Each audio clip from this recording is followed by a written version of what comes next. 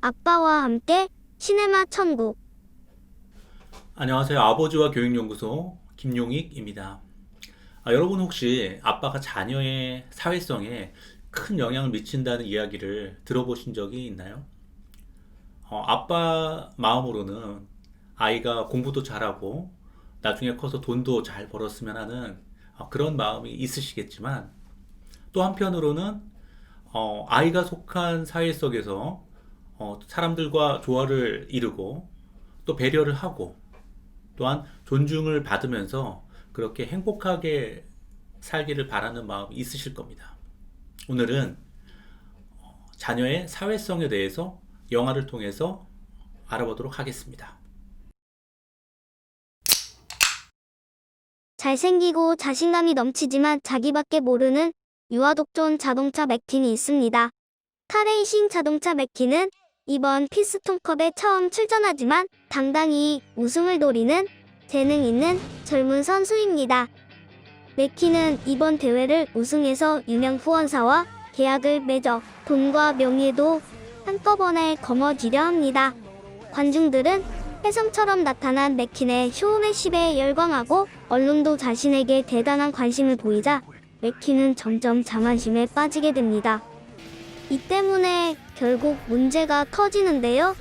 보통 레이싱 중간에 타이어를 갈고 차를 정비하는 과정이 반드시 필요하지만 맥퀸은 정비는 필요 없고 기름만 주유하겠다고 고집을 부립니다.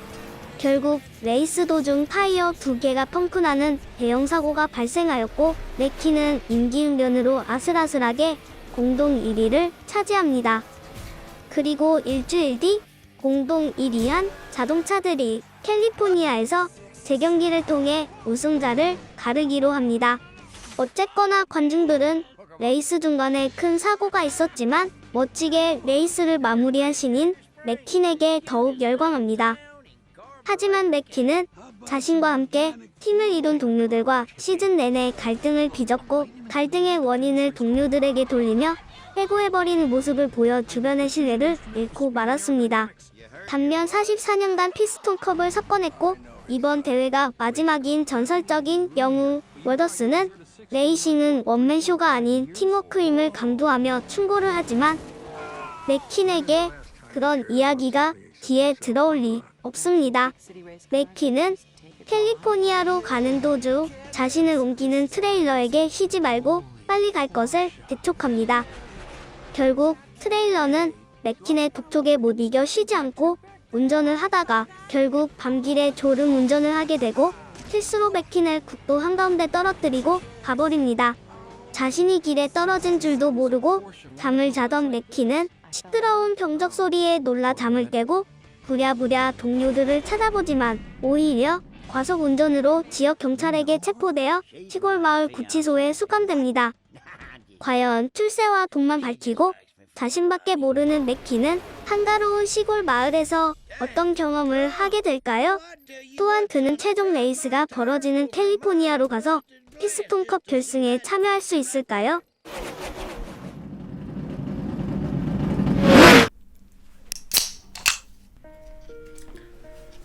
성공에 목마른 맥퀸은 우승을 최고의 가치로 자신만의 명예와 부를 추구하면서 그와 함께하는 많은 동료들이 있지만 그들은 눈에 보이지 않습니다.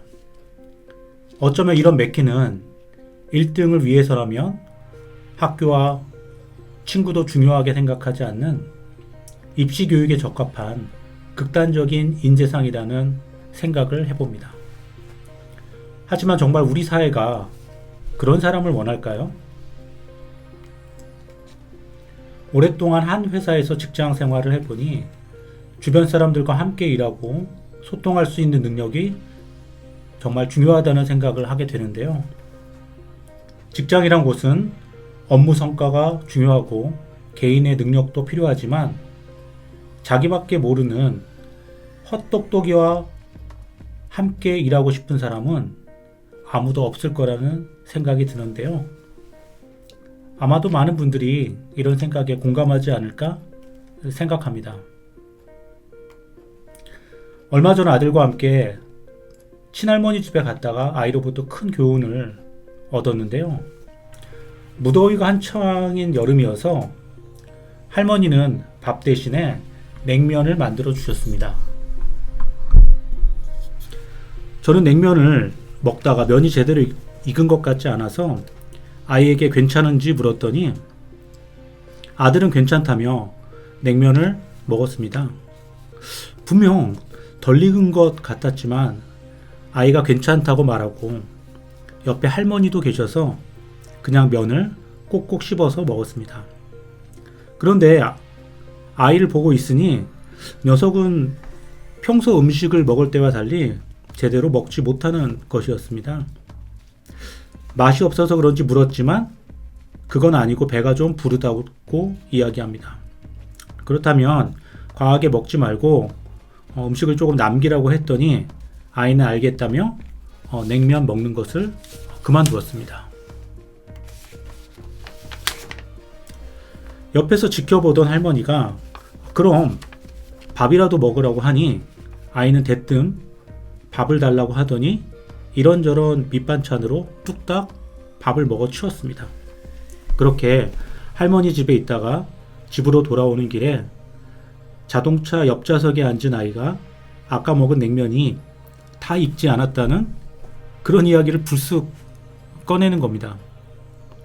그 얘기를 듣고 운전을 하던 저는 정말 황당했는데요. 아이는 열심히 음식을 만들어 주신 할머니 앞에서 면이 익지 않았다는 얘기를 하는 것이 죄송스러워서 말하지 못했다는 겁니다. 그 말을 들으니 익지 않은 면을 저 혼자 다 먹은 것이 조금 억울하기도 하지만 나름 할머니를 배려한 아이의 모습이 기특하고 아들이 아빠보다 낫다는 생각이 들었습니다. 사춘기를 지나고 있는 아이는 가끔 뜬금없이 화를 내기도 하고 퉁명스러울 때도 있지만 평상시 아빠와 엄마를 따스하게 대하고 주변 사람들을 배려하는 모습이 참 예쁜데요. 물론 부모로서 아이가 공부를 잘하고 사회적인 성공도 바라지만 지식만 앞세우지 않고 공동체의 일원으로서 주변 사람들을 배려하며 조화로운 삶을 사는 성숙한 인간이 되길 간절히 바라봅니다.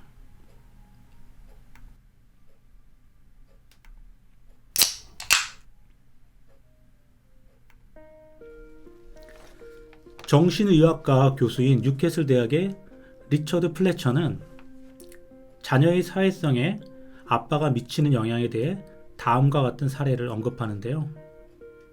겨우 5개월 된 영아를 대상으로 한 패더슨의 연구에서 아빠와 빈번하게 접촉한 사내 아이는 그렇지 않은 아이에 비해 낯선 사람에게 가까이 다가가 재롱과 장난을 치며 긍정적인 관계를 맺는 모습을 보였습니다.